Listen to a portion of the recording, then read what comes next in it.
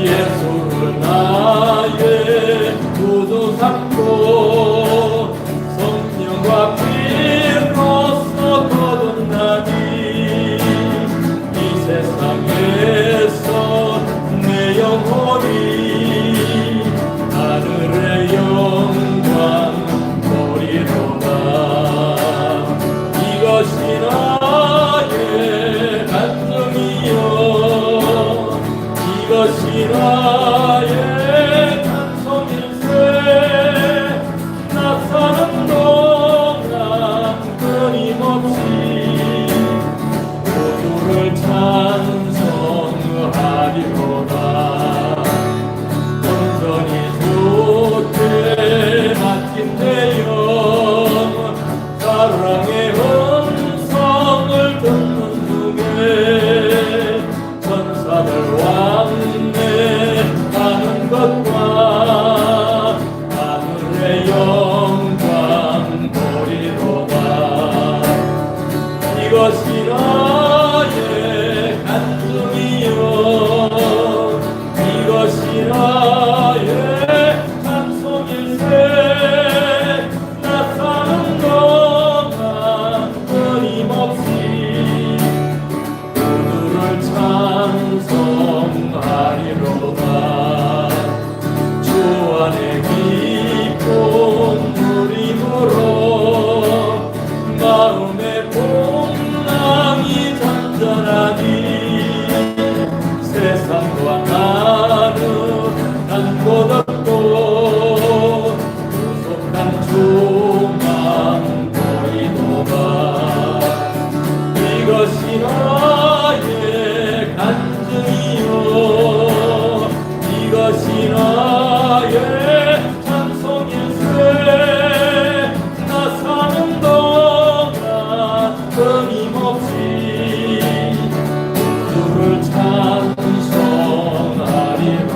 이것이 나의 간증이요 이것이 나의 찬송일세. 나 사는 동안 끊임없이 구주를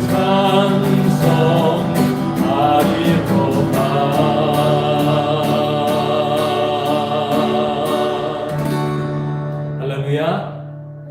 예수님을 믿는 우리들에겐 이렇게 간증이 있어야 합니다. 우리 깊은 하나님의 사랑과 은혜를 생각하면서 우리 찬양 드리겠습니다. 꽃들도 오라고 하는 찬양입니다.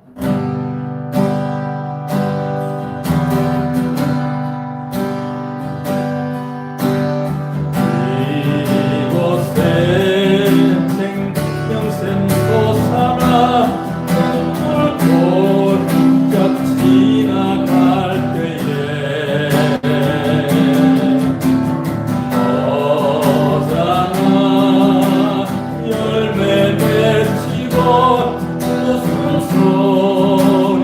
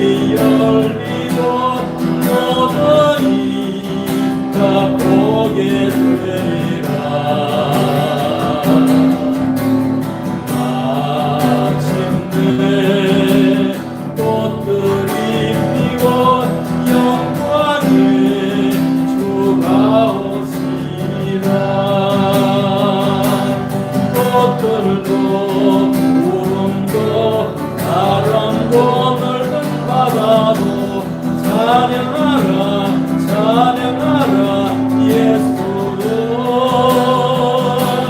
하늘을 울리며 노래해 나의 영혼아 은혜의 주 은혜의 주 은혜의 주 이곳에 생명샘 솟아나 눈물 골짜 지나갈 때에 어쩌나 열매 맺히고 웃음 소리 넘쳐나리라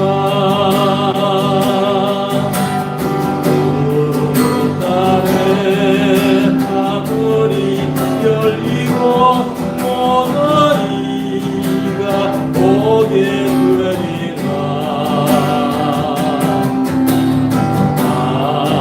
마침내 꽃들이 피고 영광의 주가 오시리라 할렐루야 꽃들도 구름도 바람도 넓은 바다도 찬양하라 찬양하라 예수를 하늘을 울리며 노래해 나의 영혼아 은혜의 주 은혜의 주 은혜의 주 꽃들도 구름도 바람도 넓은 바다도 찬양하라 찬양하라 예수를 하늘을 울리며 노래해 나의 영혼아 은혜의 주 은혜의 주 은혜의 주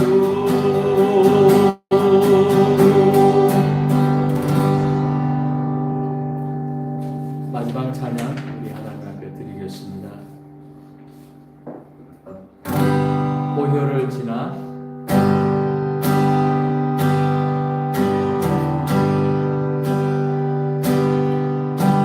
보혈을 지나 하나님 품으로 보혈을 지나 아버지 품으로 보혈을 지나 하나님 품으로 한 걸음씩 나가네 보혈을 지나 보혈을 지나 하나님 품으로 보혈을 지나 아버지 품으로 보혈을 지나 하나님 품으로 한 걸음씩 나가네 존귀한 주 보혈이 내 영을 새롭게 하시네 존귀한 주 보혈이 내 영을 새롭게 하네 보혈을 지나 하나님 품으로 보혈을 지나 아버지 품으로 보혈을 지나 하나님 품으로 한 걸음씩 나가네 존귀한 주 보혈이 내 영을 새롭게 하시네 존귀한 주 보혈이 내 영을 괴롭게 하네.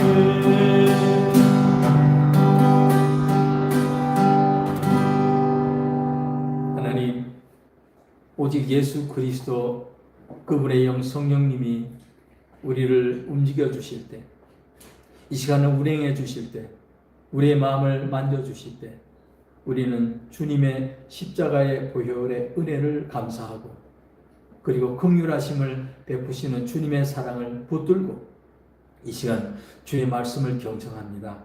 오직 성령께서 주장해 주시고 인도해 주시옵소서. 예수 그리스도의 이름으로 기도합니다. 아멘.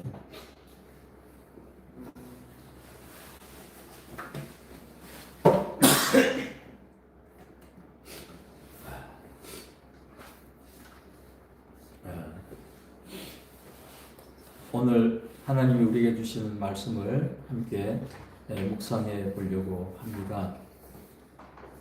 말씀은 신명기 34장 1절에서 7절에 있는 말씀입니다. 한 목소리로 우리 받들어서 읽도록 하겠습니다. 시작. 모세가 모압 평지에서 느보산에 올라가 여리고 맞은편 비스가 산 꼭대기에 이르매 여호와께서 길앗 온 땅을 단까지 보이시고 또 온 납달리와 에브라임과 므낫세의 땅과 서해까지의 유다 온 땅과 네겝과 종려나무의 성읍 여리고 골짜기 평지를 소알까지 보이시고 여호와께서 그에게 이르시되 이는 내가 아브라함과 이삭과 야곱에게 맹세하여 그의 후손에게 주리라 한 땅이라. 내가 내 눈으로 보게 하였거니와 너는 그리로 건너가지 못하리라 하시매 이에 여호와의 종 모세가 여호와의 말씀대로 모압 땅에서 죽어 벳부얼 맞은편 모압 땅에 있는 골짜기에 장사되었고 오늘까지 그의 묻힌 곳을 아는 자가 없느니라. 모세가 죽을 때 나이 120세였으나 그의 눈이 흐리지 아니하였고 기력이 쇠하지 아니하였더라. 아멘. 오늘 설교 제목을 기력이 쇠하지 아니하였더라 이 제목으로 한번 주님의 마음을 생각해 보려고 합니다. 제가 요 며칠 전에 한 3일 동안 중국 선교사님 두 분과 같이 우리 세 사람이 중국에 자주 드나들다 보니까 너무 긴장되고 좀 휴식이 필요할 것 같아서 지방에 좀 다녀왔습니다. 그리고 아침 시간에는 우리가 아침 경건회가 있어서 돌아가면서 아침 말씀을 인도했습니다. 그 가운데 한 선교사님이 자신의 간증을 하시면서 이 말씀으로 말씀을 나누었습니다. 바로 그 말씀입니다. 근데 그 선교사님은 아버님이 옛날에 국세청장이었습니다. 그러니까 금수저 집안이죠. 옛날에 국세청장이면 대단한 집안 아니겠습니까? 그런데 참 건강하시고 자기 관리를 참 잘하시는 그런 아버님이었어요. 근데 나이가 85세 이렇게 90세가 가까이 되니까 몸이 약해지는 건 당연하죠. 그래서 어느 날 몸이 쇠해서 병원에 갔더니 의사가 그 아버님에게 하시는 말씀이 배터리가 이제 다 됐습니다. 그러더랍니다. 그래서 그 아버님 친구가 집에 두문불출하고 집에 계속 있으니까 궁금하기도 해서 집에 찾아오셨다고 해요. 그래서 이봐 자네 요즘 두문불출하고 왜 무슨 일이 있나? 그랬더니 그 아버지가 친구분에게 하시는 말씀이 내가 배터리가 다 됐다 아이가. 경상도 분이에요. 그 얘기를 하더랍니다.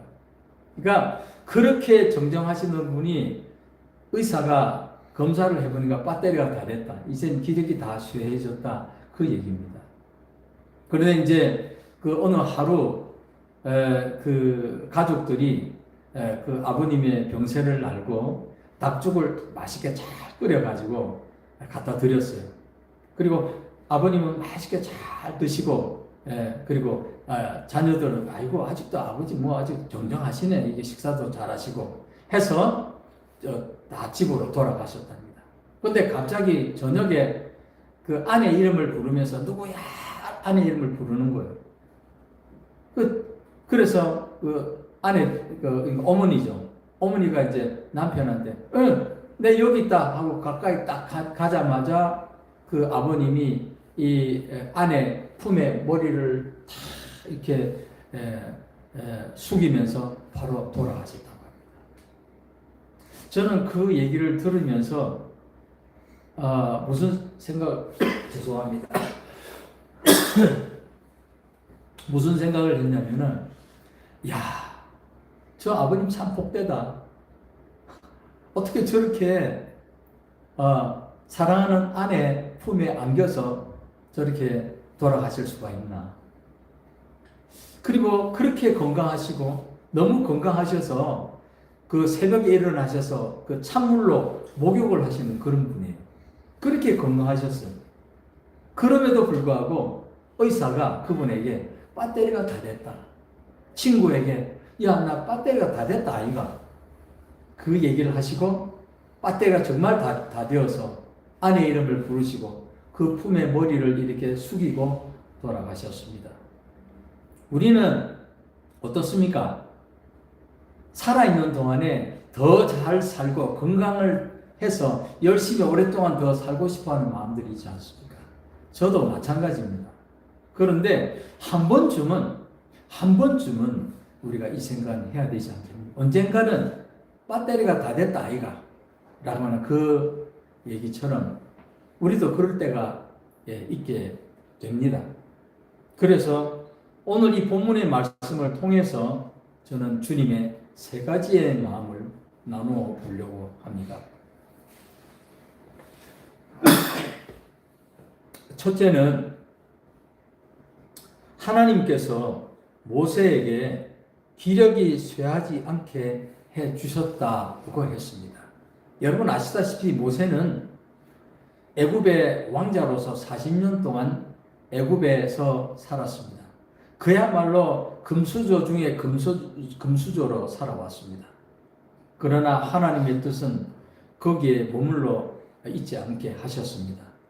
40년이 지난 어느 날, 이 애굽의 그 왕자에서의 삶을 도피해서 멀리 미디안 광야로 도망을 가게 되고 또 거기서 40년 동안 양을 치면서 사는 정반대의 흑수저 중에 흑수저의 그런 삶을 그분은 살아왔습니다.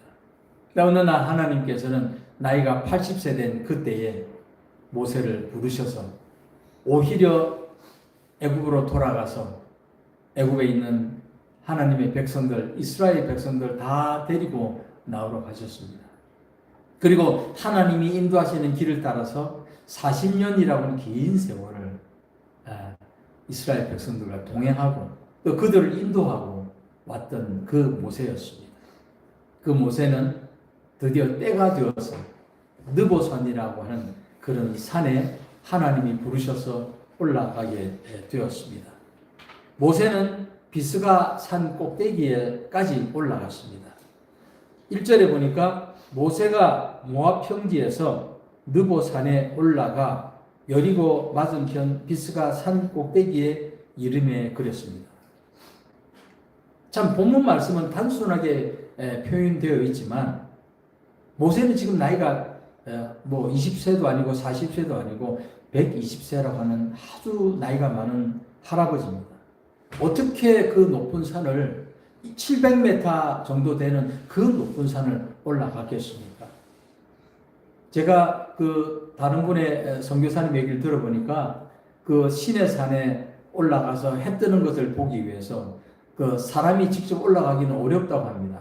그래서 낙타를 타고 몇 시간 걸려서 올라가는 그 여정을 얘기를 들었습니다. 그리고 시내산에 도착해서 그 해가 뜨는 광경을 보았다고 했습니다. 이처럼 700m 정도 되는 그 높은 산을 하나님이 부르시는데 120세가 되는 그 모세가 어떻게 올라갔겠습니까? 그래서 모세는 오늘 본문에 있는 말씀처럼 하나님이 보라 그랬습니다. 느보산 꼭대기에서 보았습니다. 여러분 그림에 나와 있지만 그림에 보면은 이 느보산은 그 사해 오른쪽 북쪽에 있습니다. 오른쪽 북쪽에 느보산이 있는데 여기서 그 요단 동쪽과 그리고 서쪽으로 넘어가서 모든 것을 다 보게 합니다. 그리고 느보산에도 단까지 수백 킬로가 되는 그 먼 곳까지 하나님이 보게 하셨습니다. 하나는 뭡니까? 모세는 애굽으로부터 이스라엘 백성들을 데리고 나와서 이 젖과 꿀이 흐르는 가나안 땅으로 못 들어갑니다. 오늘 말씀하셨지 않았습니까? 너는 못 들어간다. 그 이유가 나오지 않습니까? 그러나 하나님께서 모세에게 이 느보산 정상에서 이 요단 동쪽과 서쪽에 있는 모든 땅을 보게 하십니다. 그러니까 모세가 들어갈 수는 없지만 모세 다음에 다른 지도자를 세우셔서 앞으로 이 약속의 말씀대로 약속의 땅에 들어가서 모든 지파들을 땅을 분배하는 모든 이야기들을 모세에게 알려주십니다. 비록 너는 들어갈 수는 없지만 너는 약속대로 내가 너를 통해서 이스라엘 백성들을 번성하게 해주겠다는 약속을 지금 모세에게 심어주고 있습니다. 그래서 모세는 멀리 볼 수는 없지만 그러나 하나님께서 참 놀랍게 초자연적인 능력으로 볼 수 있도록 해주십니다. 그러니까 하나님의 은혜죠. 하나님의 은혜로 그렇게 모세에게 마지막으로 은혜를 베풀어 주십니다. 사실은 그렇죠.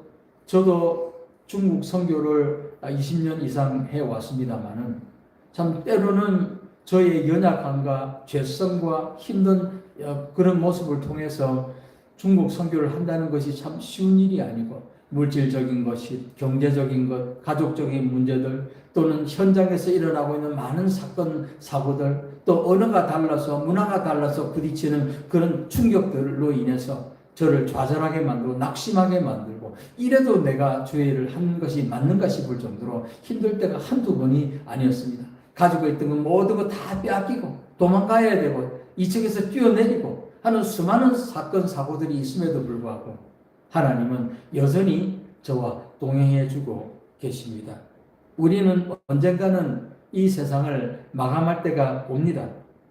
그래서 주님은 그때까지 우리에게 기력이 쇠하지 않도록 해주신 게 있다면은 오늘 언젠가는 모세가 하나님이 데리고 느보산에 올라갔던 것처럼 언젠가는 우리 일생을 되돌아보고 또 네가 아니더라도 네 다음 세대를 통해서 내 일은 계속되고 나갈 것이다 하는 것을 가르쳐 주실 때가 올 거라는 겁니다.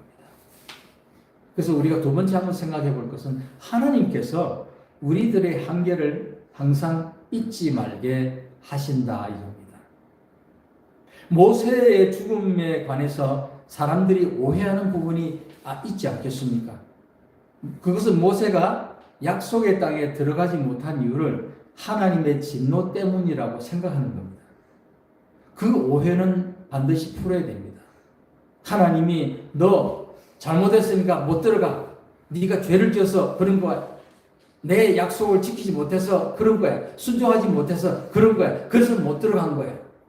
만약에 그렇게 하고 한다면은 우리는 하나님 앞에서 모세보다도 수백 번, 수천 번 많은 죄를 짓고 하나님 앞에 불순종하는 것들이 있음에도 불구하고 지금 오늘 이 사역을 하고 있다면, 이 일을 하고 있다면은 우리가 무슨 이유로 할 수 있겠습니까? 하나님이 그렇게 우리를 정죄하시는 분입니까? 그렇다면 우리는 약속의 땅 천국에 못 들어가죠. 근데 하나님은 모세에게 그렇게 하지 않으셨습니다. 모세를 통해서 느보산 꼭대기에서 가나안 땅을 다 보게 하십니다. 조상에게 주리라고 약속하신 약속의 땅을 하나님께서 보라고 하십니다. 너는 못 들어가지만 다음 세대를 통해서 내가 약속한 이것은 나는 인간이 아니다. 전능하신 하나님 창조주이시다. 내가 약속한 것은 내가 반드시 지킨다는 것입니다. 오늘 우리들에게 하시는 말씀이 그런 거예요. 그렇기 때문에 우리는 하나님 앞에서 겸손해야 된다는 것입니다. 우리의 한계를 우리가 알고 하나님의 약속을 잊지 말라. 그런 얘기입니다. 사실은 모세가 하나님 앞에 불순종한 것 있죠. 우리가 잘 알고 있지 않습니까? 우리가 민수기 20장 8절에 보면 모세는 반석에게 명하여 물을 내라 하라 라는 하나님의 명령을 귀담아 듣지 않았고, 그래서 반석으로 내리친 사건이 2번이나 있었습니다. 그러나 하나님께서는 그렇다고 해서 물이 안 나왔습니까? 물이 나왔습니다. 모세의 감정이나 모세의 의지나 상관없이 하나님은 자신의 일을 하는 거예요. 그게 뭡니까? 하나님의 백성들을 데리고 나가시는 것입니다. 모세가 말이 어눌합니다. 그래서 형인 아론을 세웠던 것입니다. 우리가 하나님 앞에 부름받은 것은 우리가 자격이 있어서 부름받은 것이 아닙니다. 우리가 착각하기 쉽습니다. 서울대학을 나오고 미국의 맨하튼 대학을 나오고 하버드 대학을 나왔기 때문에 하나님이 우리를 부르시는 것이 아닙니다. 나같이 공부도 많이 못하고 성격도 안 좋고 부족한 점이 많은 저에도 하나님이 어느 날 부르셔서 자기 일을 하고 나가시는 것입니다. 민수기 20장 12절에 보니까 여호와께서 모세와 아론에게 이르시되 너희가 나를 믿지 아니하고 이스라엘 자손의 목전에서 내 거룩함을 나타내지 아니한 고로 너희는 이 회중을 내가 그들에게 준 땅으로 인도하여 드리지 못하게 하리라. 모세와 아론에 대한 하나님의 실망이 아주 진하게 묻어있는 그런 내용입니다. 메시지 성경을 보면 어떻게 되어 있냐면은 너희가 나를 신뢰하지 않고 이스라엘 백성 앞에서 나를 거룩한 경외심으로 대하지 않았다라고 기록하고 있습니다. 하나님은 모세와 아론을 세워주기 위해서 특별한 이적을 준비해 놓으셨어요. 우리가 약함이 있으면 하나님은 우리 약함을 아시고 하나님께서 놀라운 이적들을 준비해 놓으셨습니다. 중국에 가서 제가 돈이 없어서 학교를 세우지 못하고 어떻게 해야 될지 모르고 할 그때 하나님은 어떤 사람을 통해서 중국인 부부를 통해서 학교를 찾게 하시고 학교 자리를 찾아서 학교를 세우게 하시고 참 심연목한 하나님의 방법으로 하나님이 일 스스로 하게 하셨습니다. 세 번째 우리가 생각해 볼 것은 모세의 사명이 다했기 때문이다. 모세와 출애굽 세대 이스라엘 백성은 처음부터 공동 운명체입니다. 이게 무슨 말입니까? 모세는 몰랐지만 하나님께서는 이스라엘 백성들을 데리고 나오도록 말씀하신 것은 전체적으로 하나님의 방법이었습니다. 모세는 처음에 갈 수 없다고 했습니다. 겁이 많습니다. 내가 어느라고 내가 어떻게 갈 수 있습니까 했는데 하나님은 모세를 데리고 가서 10가지 재앙을 통해서 그 애굽의 그 왕을 바로 왕을 무너뜨렸습니다. 그리고 바로 왕을 항복하게 만들었습니다. 이거는 모세가 그 애굽에 들어가서 이스라엘 백성들을 데리고 나올 때 전혀 상상할 수 없었던 일입니다. 내가 어떻게 갈까? 단순 순종하고 들어갔긴 했지만 두렵고 떨립니다. 그러나 하나님께서는 10가지 재앙들을 통해서 하나님의 인재를 그들에게 증거했습니다. 우리가 현실적으로는 병이 있습니까? 문제가 발생합니까? 참 어렵습니다. 누구든지 다 아프고 힘듭니다. 이겨낼 수가 없습니다. 그러나 우리가 약속의 하나님의 말씀을 붙들고 나간다면 참 놀라운 하나님의 예비하심을 우리가 경험하게 됩니다. 그것이 바로 간증이라는 거죠. 하나님 살아계시다라는 간증 아니겠습니까? 그래서 신명기 34장 7절에 보면은 모세가 죽을 때 나이 120세였으나 그의 눈이 흐리지 아니하였고 기력이 쇠하지 아니하였더라. 120세가 되었는데도 불구하고 기력이 쇠하지 아니하였고 눈도 흐리지 아니었다 그랬습니다. 우리 양 목사님도 그러고 저도 마찬가지지만은 그래도 주님이 주신 사명 붙들려고 건강 관리하기 위해서 얼마나 노력하고 있습니까? 그래서 건강하기 때문에 주님 주신 일을 하게 되는 거 아니겠습니까? 그래서 본문에 보면 눈이 흐리지 않았다라는 것을 메시지 성경에 보면은 눈빛이 날카로웠다. 그리고 기력이 쇠하지 아니었다 하는 것을 그의 발걸음이 스프링처럼 통통 튀었다. 와, 이게 번역도 참 묘하게 참 잘한 것 같습니다. 120세 된 그 모세가 어떻게 해요? 그의 발걸음이 스프링처럼 통통 튀었다라고 번역을 했습니다. 참 놀라운 일이 아닐 수 없습니다. 그런데 갑자기 모세는 죽음을 맞이했습니다. 뭡니까? 그런 발이 통통 튀었던 그 모세도 하나님이 갑자기 불러가신 거예요. 갑자기 왜 불러가셨습니까? 아까 그 선교사님의 아버님이 의사의 말을 듣고 친구에게 말했던 것처럼 뭡니까? 내 배터리가 다 됐다 아이가. 이제 내가 하고 싶은 모든 일도 내 스스로 아무것도 할 수 없는 때가 왔다는 겁니다. 사명이 끝났다는 것입니다. 하나님이 사명이 끝났기 때문에 데려가신 것입니다. 오늘 이 자리에 참석한 하나님의 사랑하는 형제 자매 여러분, 우리 지금 살아 있습니다. 건강합니다. 그리고 우리는 계수해야 될 때가 반드시 옵니다. 언제요? 우리 이 세상 떠나기 전에. 언제 말입니까? 하나님께서 모세를 데리시고 느보산에 올라가서 지금까지 네가 걸어왔던 모든 일들, 내가 너와 동행했던 모든 일들 다 보게 하시고, 그 다음에 네가 이 세상을 떠나도 너 뒤를 이어서 다른 사람을 통해서 내가 약속한 가나안 땅으로 들어가기 위해서 많은 일을 행할 것이다 라는 것을 모세에게 보여주었습니다. 여러분, 오늘 지금 우리가 주님을 위해서 건강합니까? 발이 통통 튈 정도로 살아 있습니까? 그리고 주님을 위해서 어떻게 사명을 감당해 왔습니까? 그리고 앞으로 어떤 목표를 가지고 있습니까? 그러나 언젠가는 주님이 느보산에 모세를 데리고 올라가셨던 것처럼 우리도 비록 느보산이 아니다. 어느 정점에 하나님이 부르셔서 지금까지 우리의 살아왔던 모든 인생의 삶을 계수할 때가 옵니다. 네가 이런 일을 할 수 있도록 내가 너를 도왔다. 그리고 앞으로 내가 너를 대신해서 다른 사람을 세워서 계속해서 영혼 구원을 위해서 일할 것이다. 사랑하는 여러분, 오늘 이 말씀이 모세가 그 쇠하지 않는, 기력이 쇠하지 않는 바로 그때에 주님이 우리를 세우셔서 장차 하나님의 일을 위해서 쓰임받을 수 있도록 약속의 말씀을 다시 우리에게 하시고 도전하시고 격려하고 계십니다.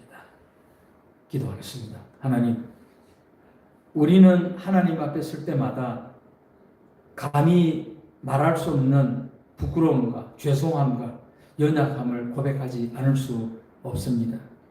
나이가 되어서 때가 되어서 점점 쇠하여지고 기력이 없을 때가 찾아올 때 우리는 생각하게 됩니다. 내가 지금까지 어떻게 살아왔나? 그리고 내가 죽고 나면 내 뒤에 어떤 사람이 주의 일을 감당할까? 주님은 우리에게 양면을 보게 해 주십니다. 아버지 하나님, 오늘 저를 포함해서 오늘 이 자리에 참석한 모든 하나님의 백성들이 지금까지 우리가 어떻게 살아왔던지 다시 한번 하나님 중심으로, 예수 중심으로 복음을 위해서 살기를 소망하며 남은 여생 주를 위해서 헌신하는 믿음의 결단이 있기를 소원합니다. 그리고 언젠가는 모세를 데리고 느보산에 올라가서 인생을 파노라마처럼 펼쳐 주셨던 것처럼 우리의 인생을 다시 한번 되돌아볼 때가 올 때에 아멘, 주여 어서 오시옵소서라고 내 믿음의 신앙 고백을 할 줄 아는 우리 모두 되게 하여 주옵소서. 감사드리며 우리 주 예수 그리스도의 이름으로 기도합니다. 아멘.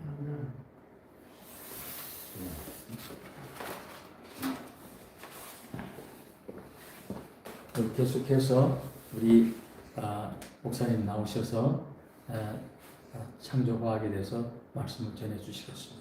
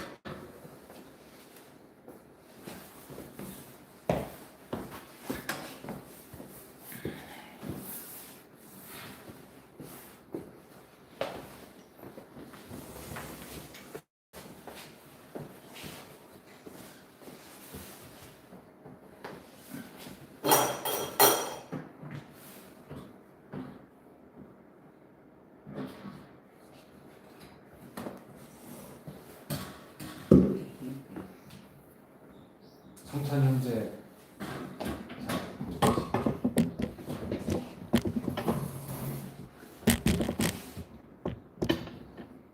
일로 이쪽에 서야 되겠네. 네, 여기 있었고.